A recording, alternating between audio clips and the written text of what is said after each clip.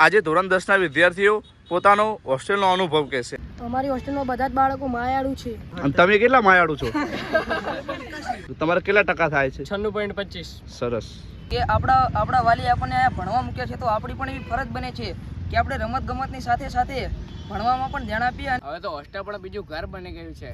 Hostel જેવી મજા આવે તો ઘરે પણ નથી આવતી। આજે ધોરણ 10ના વિદ્યાર્થીઓ પોતાનો હોસ્ટેલનો અનુભવ કહેશે। આપણે દરેક વિદ્યાર્થી સાથે આજે આપણે વાર્તાલાપ કરશું અને દરેક વિદ્યાર્થી આપણે દ્વારકેશ હોસ્ટેલનો અનુભવ કહેશે। જય માતાજી મિત્રો, ધોરણ 10ના વિદ્યાર્થીઓની તૈયારી પણ ફૂલ ચાલુ છે। આજે એમનું સેમ 2નું રિઝલ્ટ હતું, તો આજે રિઝલ્ટ લેવા માટે લઈને આવ્યા છીએ। બધા વિદ્યાર્થીઓનું રિઝલ્ટ પણ બહુ સારું આવ્યું છે। ચલો પ્રિયંકભાઈ બોલો। હોસ્ટેલમાં વાંચવાનું સારું રહે છે, ભણાવે સારી રીતના અને ખાવાનું બી સારું રહે છે। બોલો વાલાભાઈ તમારું? અમારી હોસ્ટેલમાં ચોખ્ખાઈ સારી રહે છે। સરસ। ચલો પ્રિન્સભાઈ તમારું કઈ બેસો। અમારી હોસ્ટેલમાં સારું ટ્યુશન ભણાવવામાં આવે છે। સરસ હોસ્ટેલમાં સ્વચ્છતા જાળવવામાં આવે છે। સરસ। હોસ્ટેલમાં બધા વિચાર વ્યવસ્થિત રહે છે અને અમારી હોસ્ટેલમાં અમે ખૂબ ઘર જેવો સંબંધથી રહીએ છીએ। સરસ। હોસ્ટેલમાં બધા બાળકો ખૂબ જ સારા હોય છે। અમારી હોસ્ટેલમાં બંને સર સારા છે। અમારી હોસ્ટેલમાં બધા ભાઈચારાની રીતે રહે છે। અમે બધા જ એક પરિવારની રીતે રહીએ છીએ। એ અમારા દ્વારકેશ હોસ્ટેલનો મોટામાં મોટો સફળતાનો પાયો છે। અમારી હોસ્ટેલમાં ટ્યુશન ખૂબ સારા લેવાય છે। અમારી હોસ્ટેલમાં દરેક વિદ્યાર્થી તનતોડ મહેનત કરે છે। અમારી હોસ્ટેલ ખૂબ જ સ્વચ્છ છે। અમારી હોસ્ટેલમાં સારું વંચન કરવામાં આવે છે। અમારી હોસ્ટેલમાં ખૂબ જ સારું જમવાનું મળે છે। હું મારા મંતવ્ય પ્રમાણે જણાવું તો કે આપણા વાલી આપણને અહીંયા ભણવા મૂક્યા છે તો આપણી પણ એવી ફરજ બને છે કે આપણે રમતગમતની સાથે સાથે ભણવામાં પણ ધ્યાન આપીએ અને એમને જોઈતું હોય તે પરિણામ આપીએ।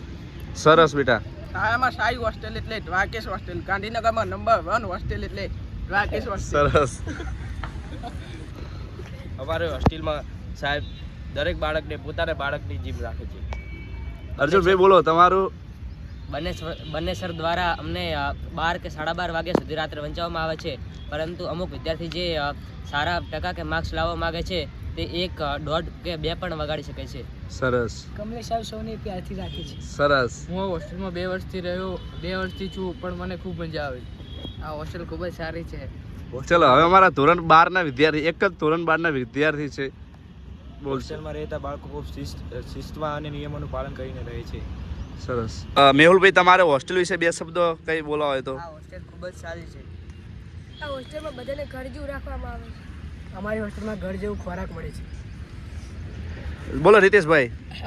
અમારી હોસ્ટેલમાં સાહેબો સારા હોય છે। જયદીપભાઈ તમારે હોસ્ટેલ વિશે 2 શબ્દો કઈ કહેવા હોય તો? હવે તો હોસ્ટેલ પણ બીજું ઘર બની ગયું છે। હોસ્ટેલ જેવી મજા આવે તો ઘરે પણ નથી આવતી। સરસ। અમને અમારી તમામ પ્રવૃત્તિઓમાં દશરથ સર અને કમલેશ સરનો સહકાર મળી રહે છે। અમને હોસ્ટેલમાં કમલેશ સાહેબ અને દશરથ સાહેબ સારી રીતે વંચાવવામાં મદદ કરે છે અને ટ્યુશન એટલે કે સારી રીતે સિનિયર શિક્ષકો દ્વારા ટ્યુશન લેવામાં આવે છે। આજે આપણે સેમ 2નું પરિણામ હતું ધોરણ 10નું, તો તમારે કેટલા ટકા થાય છે? 96.25। સરસ। બોલો કાનનભાઈ પટેલ તમે? અમારી હોસ્ટેલમાં વિવિધ સુવિધાઓ છે। સરસ। અમારી હોસ્ટેલમાં બધા જ બાળકો માયાળુ છે। અને તમે કેટલા માયાળુ છો? અમારી હોસ્ટેલમાં જમવાનું ટાઈમસર મળે છે। સરસ। અમારી હોસ્ટેલમાં દરેક બાળકને સન્ની વાત કરવામાં આવે છે। બધાએ ખૂબ ખૂબ સરસ પોતાનો અભિપ્રાય આપ્યો, જેથી કરીને આપણી હોસ્ટેલમાં કોઈ નવા બાળકોને અભ્યાસ માટે આવવું હોય, નવા બાળકોને રહેવા માટે આવવું હોય તો એમને આ વિડીયો મારફતે એમને ખબર પડશે કે આ દ્વારકેશ હોસ્ટેલ ગાંધીનગરમાં કેવી સુવિધાઓ છે। આમ તો કેવું કે બધા બાળકોને, ઘણા બાળકોને અને ઘણા વાલીઓને પોતાના બાળકને ગાંધીનગર અહીંયા હોસ્ટેલમાં બહાર ભણવા મૂકવો હોય છે, પણ બાળકને ક્યાંક ને ક્યાંક અમુક બાળકોને મનમાં એવું મૂંઝાતા હોય કે ત્યાં કેવું હશે, જમવાનું કેવું હશે, મને ફાવશે કે નહીં ફાવે, ત્યાં બધા છોકરા કેવા હશે, ત્યાં સાહેબ મને કેવી રીતના રાખશે, એ બધાને ડર હોય છે। એટલે એ ડરને દૂર કરવા માટે અને દરેક વાલીઓને ગુજરાતના દરેક ખૂણેથી કોઈ પણ આપણો સોશિયલ મીડિયા મારફતે જે પણ કોઈ વિડીયો જોતા હોય તો એમને પણ ખ્યાલ આવે કે દ્વારકેશ હોસ્ટેલમાં કઈ પ્રવૃત્તિ થાય છે। દ્વારકાધીશને પ્રાર્થના કે અમારા બાળકોને બોર્ડમાં પણ સારા માર્ક્સ આવે।